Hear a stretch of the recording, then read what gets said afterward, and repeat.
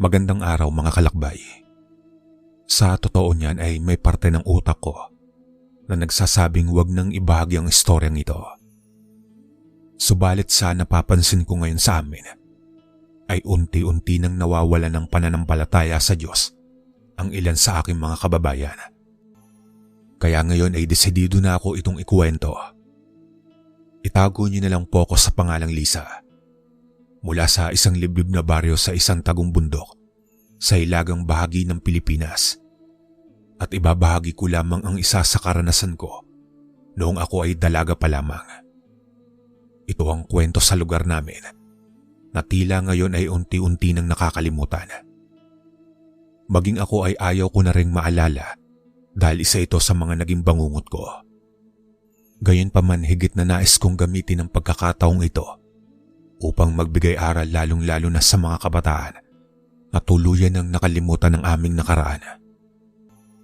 Nakaraang may malaking papel na ginampanan upang makamit namin ang matagal na hinahangad na kalayaan mula sa huwad na propeta ng Diyos. Nangyari ang karanasang ito taong 1960 kung saan laganap ang paniniwala sa amin patungkol sa kung anumang mga bagay na taliwas sa paniniwala at prinsipyo ng simbahan. Kabilang ang aking mga magulang sa samahan o marahil ay maituturing kong kulto na tinatawag na The Anselmo's Paradise. Matagal na panahon ding itong lumaganap sa amin na maging sa aking kaninununuhan ay naabutan pa ito. Manggagamot ang aking mga magulang noon na tangan-tangan ng iba't ibang mga anting-anting bago pa man sila napasanib sa grupo ni Apo Anselmo. Subalit nang maengganyo sa pangakong panghabang buhay na kaligtasan, ay nabuo ang pasya nilang umanib dito. Mula na rin sa patanong-tanong at nakalap kong impormasyon sa mga nakatatanda sa amin, ay susubukan kong detalyadong ilad ang sobrang maras at katakot-takot na pamamalakad ni Anselmo sa aming lugar noong sakop na sakop pa kami ng kapangyarihan niya. Minabuti kong ibahin ang pangalan ng lugar at iba pang mga karakter para na rin sa kaligtasan at seguridad namin at ng bayang aming sinilangan. Sa banal na silid ay masisilayan ang isang lalaking nagngangalang Anselmo. Hawak niya ang isang manika na may pakrus na mga mata habang marahan itong nilalamutak. Napapangisi naman siya kasabay ng katakot-takot niyang titig dito. Nakapalibot rin kay Anselmo ang liwanag na mula sa apoy ng itim ng mga kandila. Makikita sa palamuti ng kanyang silid ang iba't ibang kasangkapan sa pambabarang. Sino mang sumaway sa kautosan kong hindi ibigay ang kanilang sanggol ay tiyak na mamamatay. May gigil sa tinig niyang saad, kasabay ng pagkuha ng gunting saka walang ano-ano ay pinutol ang ulo ng manika. Habang nakapulupot sa manika ang hibla ng buhok ng taong biktima niya. Mababa na agad tuwa sa kanyang muka nang may isa katuparan ng ginagawang pangkukulam. Batid niya ng mga oras na iyon na tuluyan ng patay ang isa sa mga magulang na hindi nagbigay ng kanilang sanggol. Ilang saglit lang ay napalingon si Anselmo sa kanyang pintuan dahil sa sunod-sunod na katok. Napabalikwas siya ng tayo at pinagbuksan ito.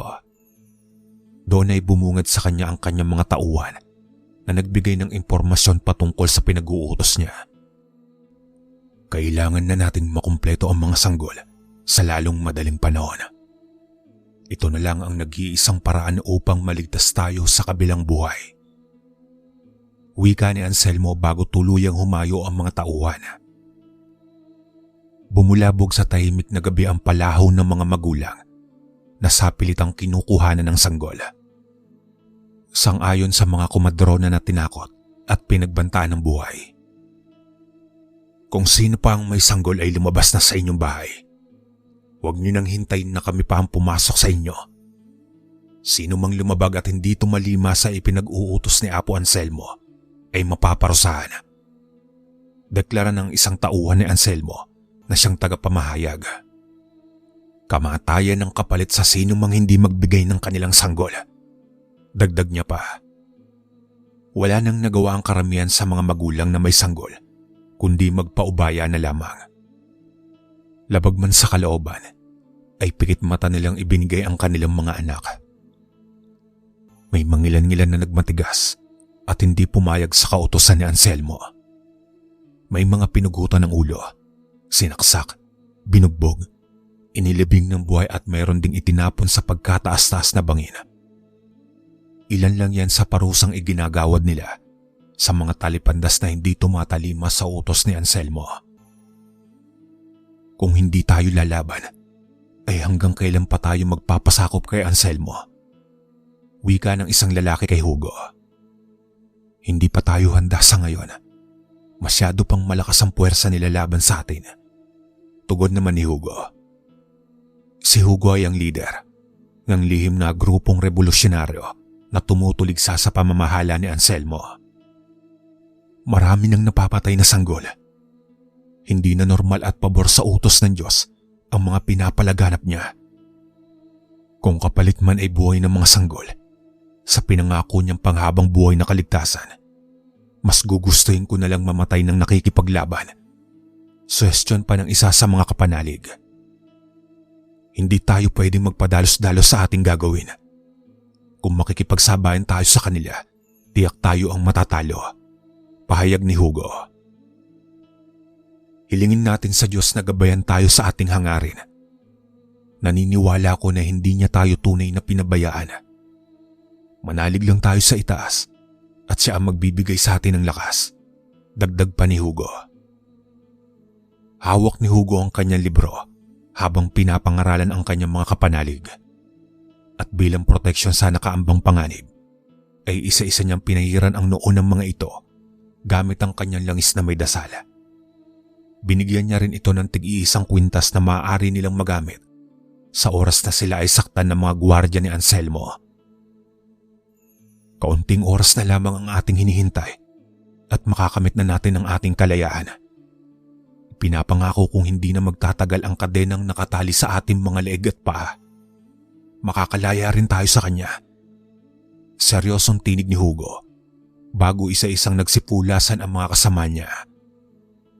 Kitang-kita ng mga residente sa baryo Masinloc kung paano paslangin ng mga tauhan ni Anselmo ang kanikanya nilang mga sanggol.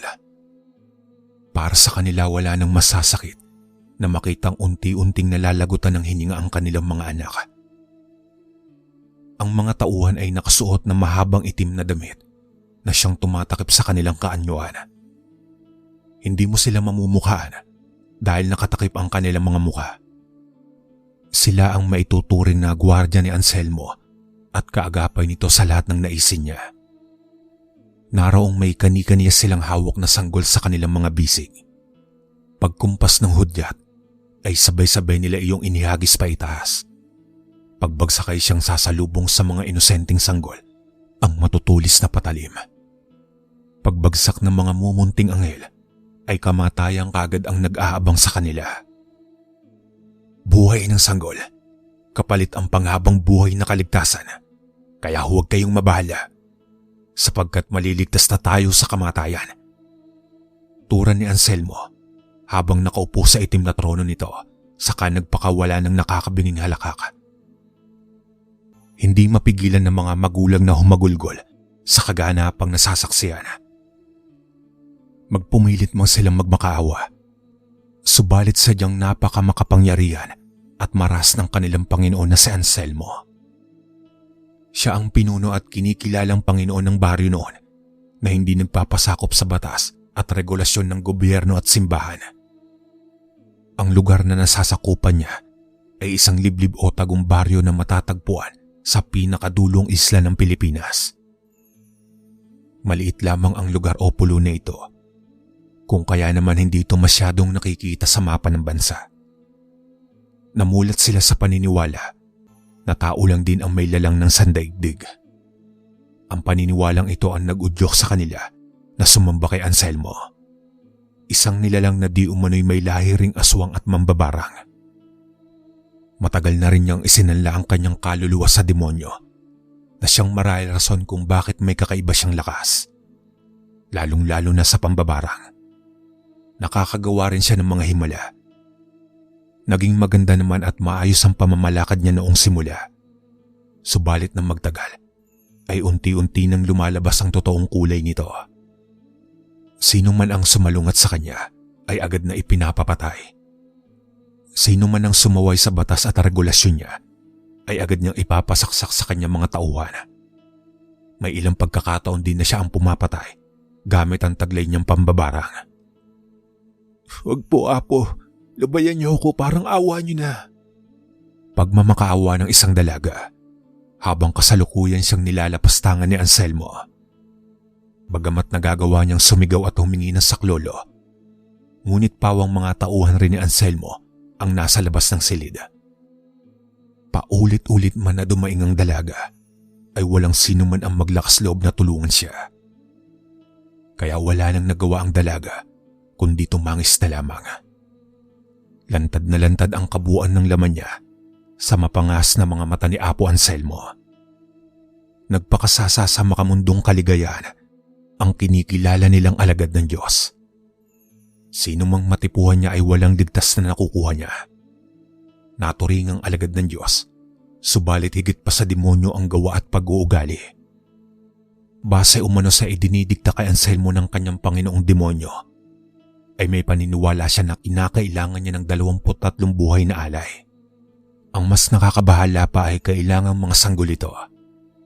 Ito ang paniniwala niya na siyang magliligtas sa kanila sa kabilang buhay at madala niya doon ang kanyang mataas na katungkulan. Gustuin mang kumala sa grupo ng karamihan sa kanila, subalit sadyang napakahirap ng mga panahong iyon. Wala silang sapat na lakas at boses na magsalita para sa kanilang mga sariling buhay dahil sa mapagmalupit at mahigpit na pamamahala ni Anselmo. Gayunpaman hindi maikukubli na minsan ay mayroon ng naglakas loob na sumubok na tumaligsa sa mga katuroang ipinapalaganap niya. Siya ay walang iba kundi si Hugo, na bali-balitang ipinatapon ni Anselmo sa bangin. Magmula ng matunton ng mga tauhang guwardiya ang lihim nilang sambahan. Labis-labis ang galit ni Anselmo nang mapag-alaman na nagpapalaganap ito ng sarili niyang paniniwala at katuruan. Paniniwalang hindi tao ang nagmamay-ari sa mundo, na mayroong isang hindi nakikitang nilalang na siyang karapat-dapat na kilalanin ng lahat. Marami rin noong nahikayat si Hugo na umanib sa kanya.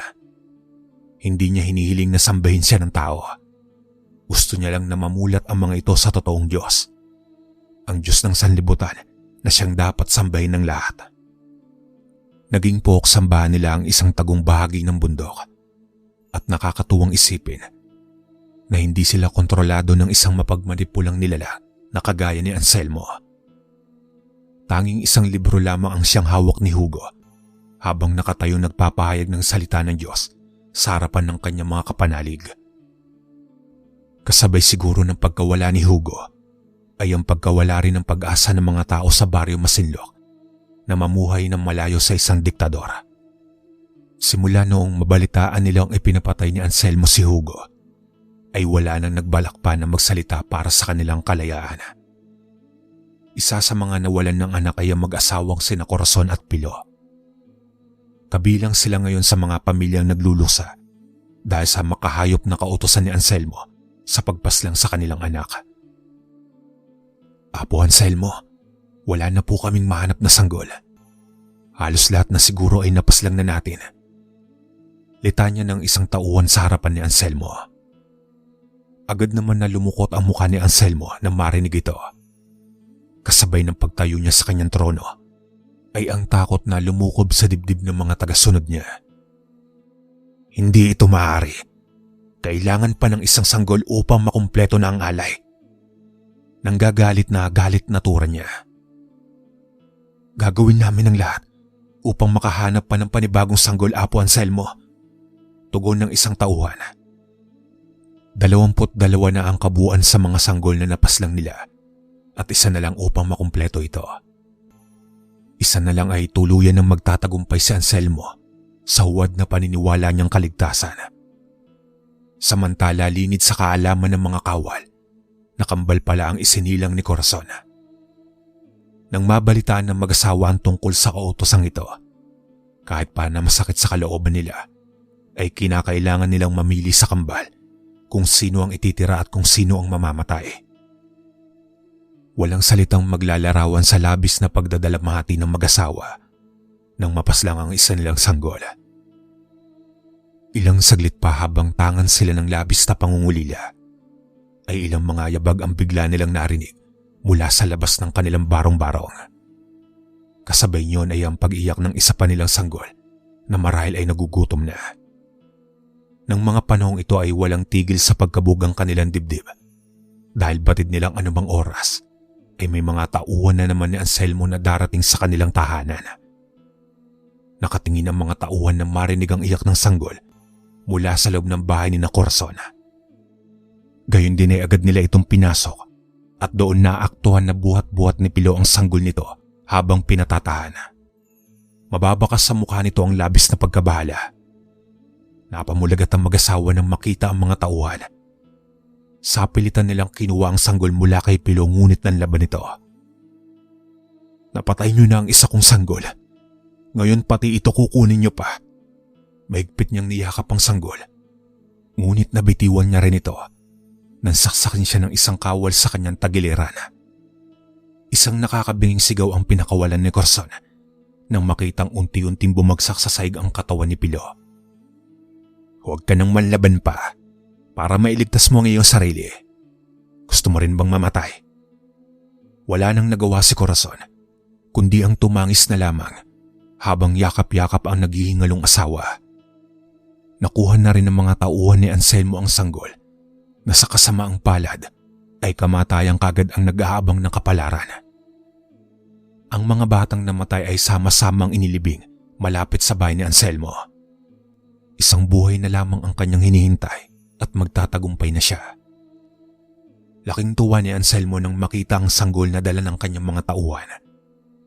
Umiiyak pa ito ng pagkalakas-lakas dahil sa parang kung paano ito buhati ng isang tauhan. Naroon ang lahat ng residente ng Baryo Masinloc. Tutol man ang karamihan sa kanila, subalit wala silang magagawa. Kailangan nilang masaksiyan ng huling pag-aalay. Dagdag pa na iyon ng gabi upang makamtan nila ang panghabang buhay na kaligtasan sa kabilang buhay. Nasa paligid ang lahat ng tauhang gwardiya ni Anselmo. Ang mga residente naman ay nakapwesto sa pinakalikod.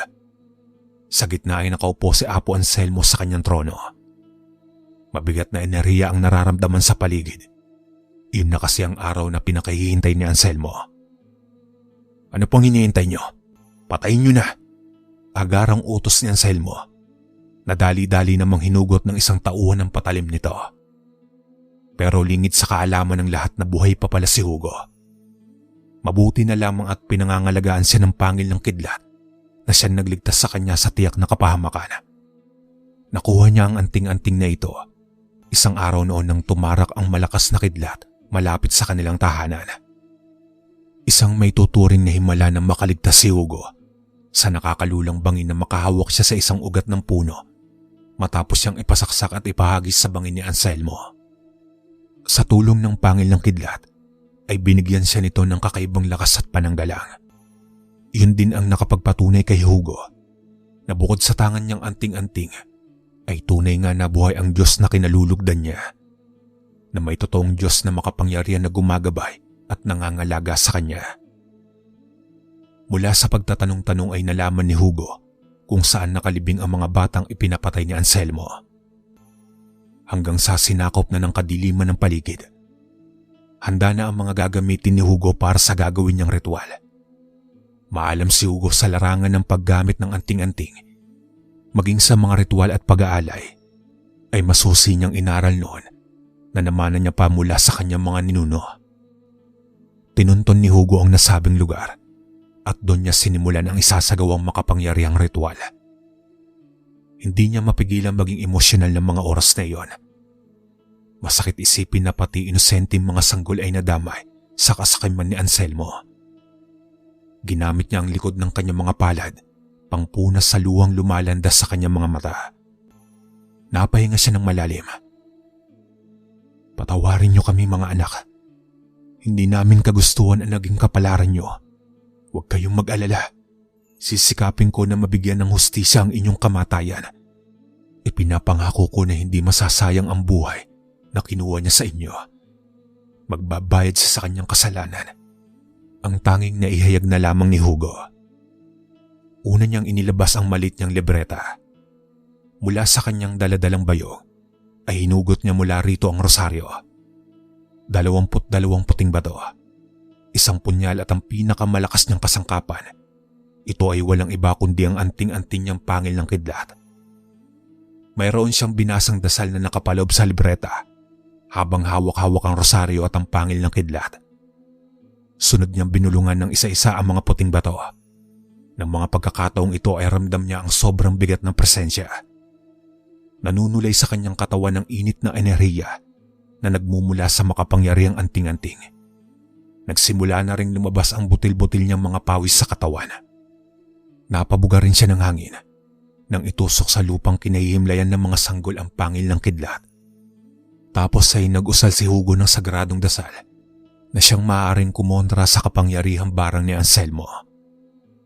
Sa huling bahagi ng kanyang isinasagawang ritual, ay binasbasan niya ang lupa ng buong tapang at pagsisisi. Tapang upang muling harapin at kalabanan si Anselmo, at pagsisisi dahil wala man lang siyang nagawa upang maisalba ang buhay ng inosente at kaawa-awang mga sanggol. Makaraan ng ilang sandali ay bigla na lamang pumailan lang ang liwanag na mula sa madilim na langit. Nakakasilaw ito na sadyang ikinamangha ni Hugo. Sumunod doon ay ang paglabas ng mga puting maliliit na liwanag mula sa lupa na sabay-sabay umikot paitaas sa ere. Matapos ang pagsasagawa ng ritual, ay iniabot niya ang punyal sa isang lalaking nagmamanman sa kanya. Kinausap niya ito para sa magiging plano nila. Samantala pigil hiningang nakaabang ang mga tao sa pagkamatay ng huling sanggol na magiging pinakahuling alay ni Anselmo. Ayaw man nilang masaksiyan niyon. Subalit may mandato si Anselmo na dapat makita ng lahat kung paano maisasakatuparan ang kanyang ninanais. Matapos ito ay ligtas na tayong lahat sa kamatayan. Ang walang hanggang buhay na kaloob ng Diyos ay makakamtan na natin. May pagmamalaki sa tinig ni Anselmo. Ngayon na, segunda niya at akma na sanang ihahagis ng isang tauhan ng sanggol pa itaas. Nang walang ano-ano'y bigla na lamang umaliwalas ang paligid, kasabay na malamig na pagsimoy ng hangin. Doon ay nasilayan nila ang mumunting mga liwanag na tila naglalaro sa ere. Umaliwalas ang paligid na sumisilaw sa kanila na siyang saksi sa pangyayaring iyon. Magkahalong pagkamangha at pagtataka ang naramdaman ng mga taong nakasaksi sa liwanag. Hindi nila maipaliwanag, subalit tila naging hudyat iyon ng panibagong pag-asa sa kanila. Paano ito nangyari? Hindi ito maaari. Nakakapangilakbot na itsura ang lumandas sa mukha ni Anselmo. Naroong makikita na unti-unting kinakain ng itim ang puti ng kanyang mga mata. Patayin niyo na yung bata! Nababahalang sigaw ni Anselmo dahil batid niyang may hindi kaaya-ayang nagaganap. Hindi nag-atubiling inihagis ng isang tauhan ng sanggol. Humahagulgul pa ang bata habang nasa ere. Pero tila huminto ang oras habang nakatingala ang lahat sa paghihintay ng pagbagsak ng inosenteng sanggol sa patalim. Mabilis naman nagkumpulan ng misteryosong mga liwanag hanggang sa kagilagilalas na sinalo nito ang kaawa-awang anak ni Pilo at Corazon na patuloy pa rin nun sa pag-iyak. Sa tulong ng liwanag ay matagumpay na nailigtas ang sanggol. Mga lapastangan! Nakakabinging singhal ni Anselmo nang makita ang ginawa ng liwanag. Hindi niya sukat akalain na may kung anong misteryong liwanag ang hadlang sa inaasam-asam niyang tagumpay. Magkahalong gulat at pangamba ang mababanag sa mukha ng mga residente ng mga oras na iyon hanggang sa bigla na lang lumitaw ang isang lalaki na napakapamilyar sa baryo ng Masinloc. Hindi sila makapaniwala nang makita ang kabuuan ng itsura nito. Buhay at nagbabalik si Hugo.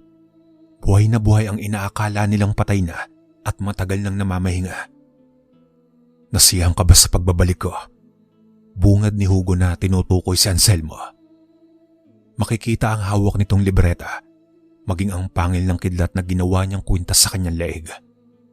Nang makita ng mga kawal si Hugo, ay kaagad nila itong sinugod.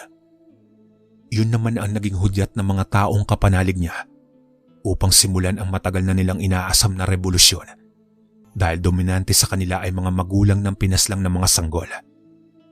Mga simpleng residente na pinagmalupitan ng pamamahala ni Anselmo. Sama-sama nilang sinugod ang mga tauhang guwarya ni Anselmo upang tulungan si Hugo. Lumandas ang nagpupuyos na galit ni Anselmo sa kaganapan. Nang mga puntong iyon ay mas makikita sa itsura nito ang katakot-takot na aura. Mabagsik na titig ang iginawad niya kay Hugo. Hindi niya ito tinigilan hanggang sa unti-unting nakaramdam ng pamimilipit. Isang makapangyarihan na sandata ng barang ang pumapatay sa pamamagitan lamang ng pagtitig. Yun ang estratehiyang ginamit ni Anselmo upang wakasan ang buhay ng lumapastangan sa kanyang si Hugo. Kasabay ng marahang paglapit ng mambabarang kay Hugo ay ang sobrang pananakit ng kanyang katawan. Pakiramdam ni Hugo ay tinutusok ang buong laman niya. Pilitin man niyang alisin ang tingin dito, subalit hindi niya magawa. Tila magnet na hindi maalis ang tingin niya kay Anselmo na naroong hindi kumukurap habang nakangising papalapit sa kanya. Magdasal ka na sa pinaniniwalaan mong Diyos. Mabagsik na sad ni Anselmo nang makalapit kay Hugo hanggang sa tuluyan niyang mahawakan ang leeg nito. Hinding-hindi ka magtatagumpay, Anselmo. Kahit pa napatayin mo ako, ay hindi mo maiaalis sa puso at isipan ng mga taong inapi mo ang kasamaang ginawa mo sa kanila. Mawala man ako, ngunit hindi ang pananampalataya nila sa totoong Diyos, tugon ni Hugo. Gayunpaman lingid sa kaalaman ng mambabarang na planado na pala ang lahat ng iyon. Kung hindi nakakalimutan ni Anselmo, ay magaling na antingero si Hugo. Matapos inday ng panandali ang sakit ng pangangatawan, ay sumilay ang ngiti sa labi ni Hugo. Hindi siya nagpatalo kay Anselmo at ginawaran din ito ng pangontrang tingin. Hanggang sa walang ano-ano'y masisilayan ang pagkabahala sa mukha ni Anselmo nang mahawakan nito ang kwintas mula sa leg ni Hugo. Ramdam niya ang kakaibang kirot nang mapasok sa palamuti ng kwintas. Doon niya napagtanto na tangan-tangan ni Hugo ang pangil ng kidlat. Pakiramdam niya ay sa kanya nalipat ang ginawad niyang kapangyarihan sa kalaban.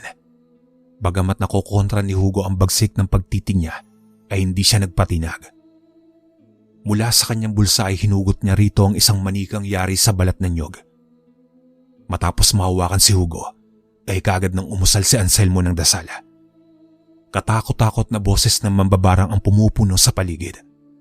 Kasabay nito ay ang pagsama ng panahon na siyang lalong nagpapaigting sa tensyon. Naroong patuloy pa rin sa pakikipaglaban ang mga residente sa mga tauhan ng kinikilala nilang Panginoon. Isang malakas na dasal ang inusal ni Anselmo sa manika.